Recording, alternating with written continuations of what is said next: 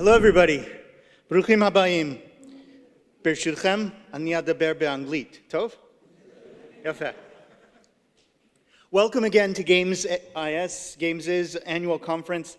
I hope you're excited to get started with today's session. I know I am. First, I want to say thank you very much to Ido and the entire team at Games' for the invitation and for the opportunity to be here with you. This is called Core Values. If you did not come here to learn how to unlock the creativity of your content creators, then get out. You're in the wrong place. So what should we talk about today? Any suggestions? No? All right, so first I'll tell you who I am and why I can talk about this stuff. Then I'll suggest we get started by talking about how to identify good opportunities to unlock the creativity of our content creators. Then, as an example, I'll tell you about a system that I developed to unlock the creativity of my content creators. I call it the effects conduit. So who am I?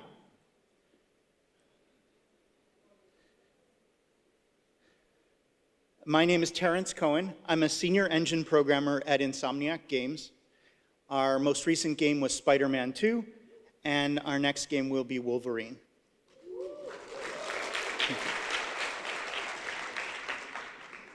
And my Hebrew name is Menachem Mendel Moshe Cohen. Yes, really, that's true. Now, I'm not sure why all of the speakers are starting with 3.5 hit points out of 5, and I only have 25 minutes here, so that means we better get going. Okay, and how do I know this stuff? Well, I've worked on a few good games, and you might have heard of some of them. I'm passionate about supporting agile and entrepreneurial teams, making awesome through positive development culture, and fostering talent through dedicated mentorship. One of the ways I love supporting teams and developers is by helping them unlock creativity through the thoughtful application of tools and technology.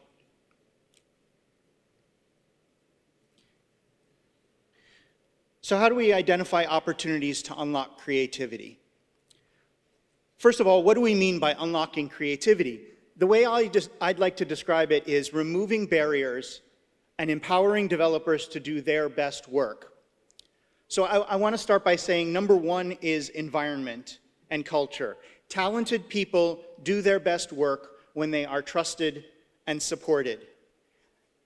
But I'm an engineer, so I solve problems with engineering solutions. So how do we remove barriers and empower developers to do their best work by thoughtfully applying tools and technology?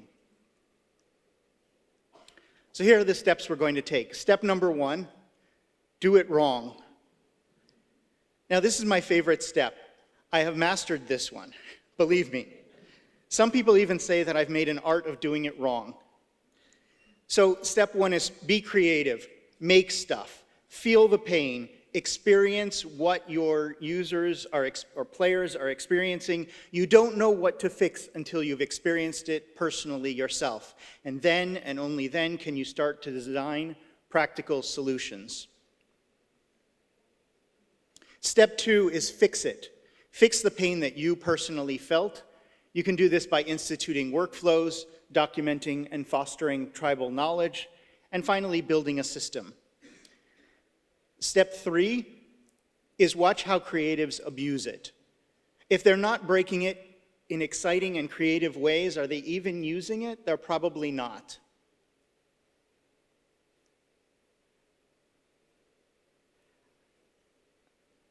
And step four, fix it better. Solve the actual problems and workflow that designers actually have. And here's a hint, this means that you have to be intimately familiar with the problems and the workflow that they actually have. And that means that you can do what they can do. Maybe not very well, and probably not as fast, but you can do it. So again, step one, do it wrong. Step two, fix it. Step three, watch how creatives abuse it. Step four, fix it better. And step five, say it with me, show me the money.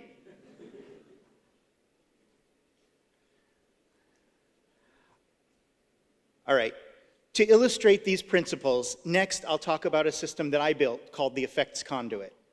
And to introduce the effects conduit, let's take a look at some of the amazing effects created by our talented designers at Insomniac Games and enabled by the effects conduit.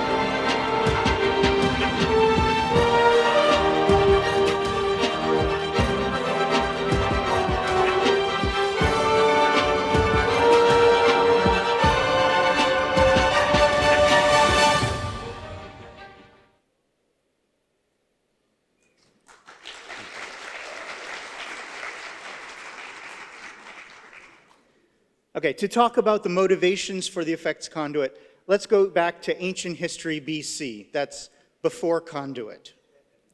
Effects were mostly sound effects and particle effects. So step one, remember, I did it wrong. In ancient times, artists or sound designers would come to a programmer and they would bring binary assets and they would say, let's put this in the game. The binary assets were visual effects, images, frames of animation of a visual effect, and wave files for sound effects. The programmer would take these binary assets and would lay them out in memory or on disk, and would write code to play the effect at the exact right time. And immediately, as soon as that work is done, the next person comes in and says, here, I have new assets, please get this in the game. And then when the next game build would come out, the designers or the artists or the sound effects people would come back and be like, well, that was close. That's not exactly what I wanted. Can you move the visual effect a little bit to the left? Can you play the sound effect a second earlier? And immediately, there would be more effects to integrate. So eventually, you have a line outside the door.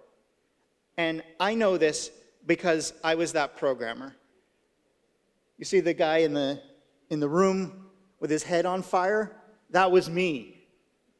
That's how I felt that pain. At the scale of dozens of effects in a game, this is maybe manageable, but when you're talking about tens of thousands of effects, visual effects, sound effects, decals, all kinds of things, at that scale, this falls down. We needed something better. Step two, fix it. In modern games, level designers and combat designers are usually the people to integrate effects. We're probably all familiar with the most common tools for doing this. Designers can put instructions to play effects into gameplay scripts or keyframes of animations. And then the designers iterate on the effects. But consider this. This is still not the effects creators integrating and iterating on their effects, on their content independently. They're still tossing it over the wall for somebody else to implement. And it's still the creators of the effects wish that they had more control over how and when their effects are played. So step 3, watch how creatives abuse it. So compare the early days to the modern times. In the early days, you had small teams of generalists. In modern times, you have large teams, potentially, of specialists. In the early days, you had explicit coding. And in modern days, we have more generalized scripting. But again, in the early days, you're handing off the assets over the wall. And in modern times, you're handing the assets, again, over the wall. And then the light bulb goes off. This is the light bulb moment. Recognize that integrating effects is not a programming task. Programmers didn't want to integrate effects, and the effects creators would rather integrate and iterate on their effects independently and see them in the game interactively. Now, this is a job for a programmer.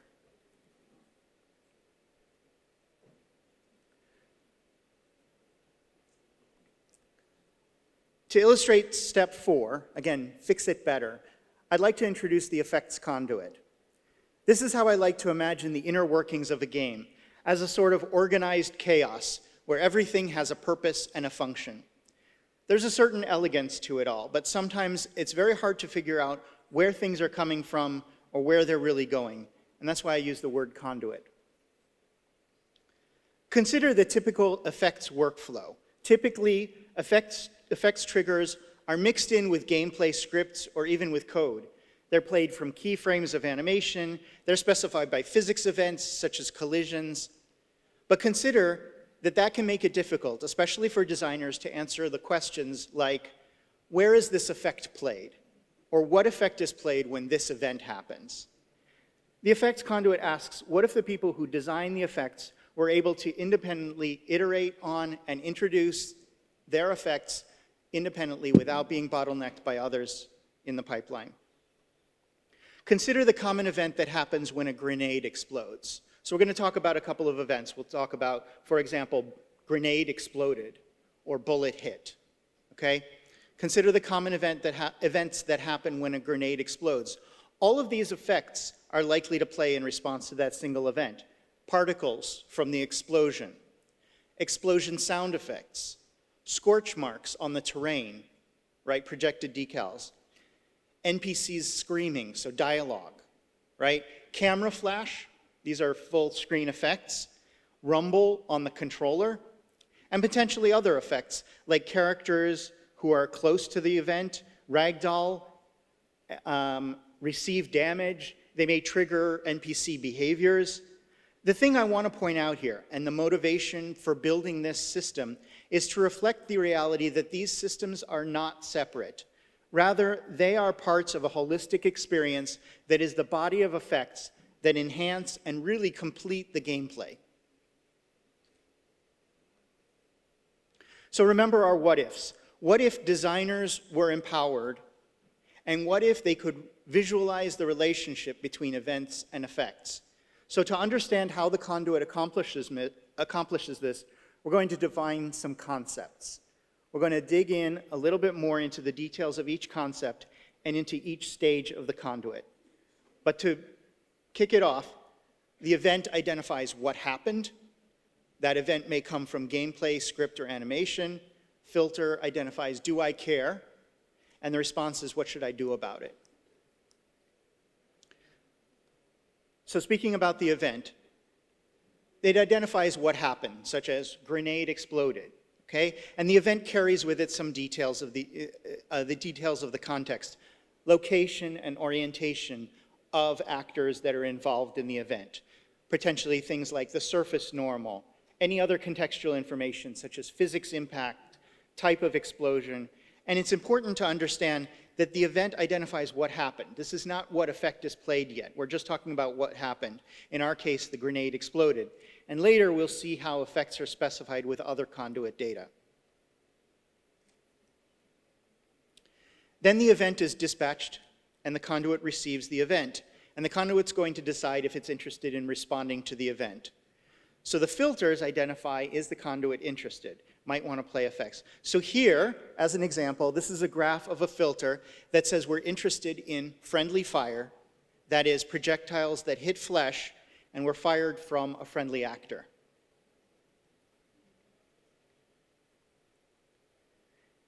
Here's a response. This is a response to the projectile exploded event. This is like the projectile hit. So you can see that there are visual and decal effects that are played in response to this event. And the response configures the properties of this effect. It identifies the position and rotation, which is copied from the projectile because the effects are played at the same location as the projectiles at the time of impact. And it identifies the lifetime and size of the effect. So in general, responses take the specific details of an event, world and actor context and states, and uses them to identify and configure the effects to play.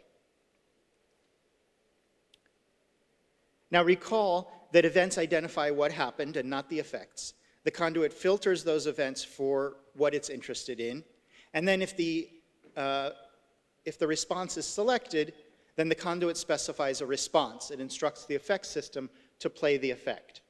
Notice the separation and the loose coupling between events that identify what we want to respond to and responses which identify how we want to respond. I'm going to skip some of the details. These slides will be in the materials that come after the presentation, but in the interest of time, I'm going to skip a little bit of this for now. So putting it all together, take, for example, the bullet hit event. Okay, any bullet hits any object or any surface, and remember that the event carries the full context. So we can quickly populate the entire world with lots of bullets hitting lots of surfaces, right? Now, we respond to bullet hit, and now every bullet impact plays effects. Later, when time permits, you can go in and override the generic bullet hit responses with specialized effects for filter conditions, specific object types, specific object states, materials, or intensities.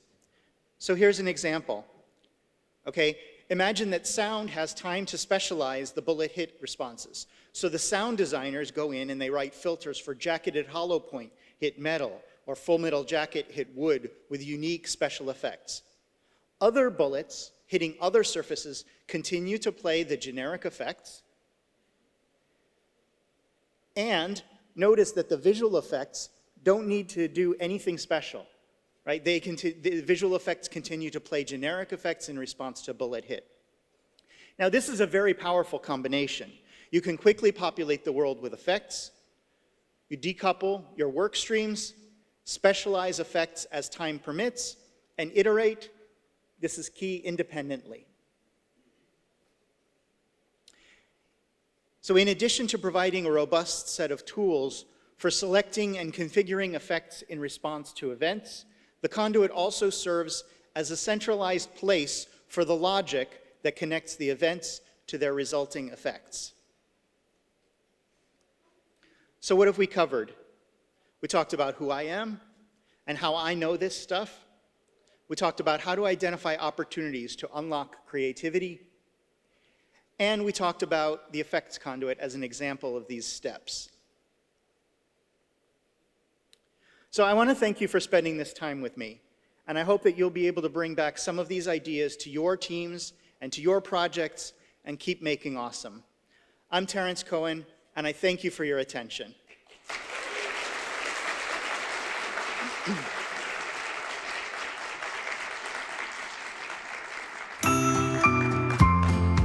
Now we have a little bit of time, so I'll do my best to answer your questions. Please don't be shy and come on up and ask questions.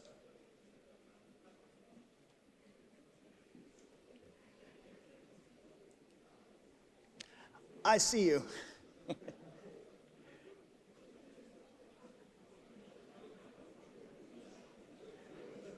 Do we have a mic for questions, or we're just speaking really loudly? All right. This is exercise. Yeah, I am the excited type. Okay, so I wanted to ask, basically it looks like you made an event enhancer, right? It listens to events, Yes. right? And then it enhances them, like it adds more stuff. Yes, so think about it like a universal event sync, right? All kinds of places in the game can receive events. The conduit is a universal event sync that says, I don't care what the event is, just give it to me and I'll decide what I want to do with it. Okay. So there's a discussion that's been going in the industry, you know, like in this group as gamers. Oh yeah, might help, you know. A few projects released their source code openly, right? And I saw so many messed up things, like there's such a mess there. And I wondered, how much mess and what kind of mess did you have to encounter while writing it, and what did you do to fix it, if at all? Okay, it's a good question. So I think the question is, did I encounter a lot of mess, and what did I do to fix it? So we are all human, and we will get, again, like one of the steps is get it wrong. And part of getting it wrong is making a mess of things. And so it's a tough balancing act to decide how much time and energy do you dedicate to cleaning things up, which doesn't build anything new, versus building things new and accepting the fact that some things will be messy. I think it all comes down to experience, and as you have experience, you'll build things that are closer and closer to what you want to ultimately have, and in the beginning, you will make a big mess. So it's a balancing act. Come see me afterwards, and we'll talk more about it. Thank you. Thank you very much. All right, I think that's it for us. So I'll be around. Please come see me later.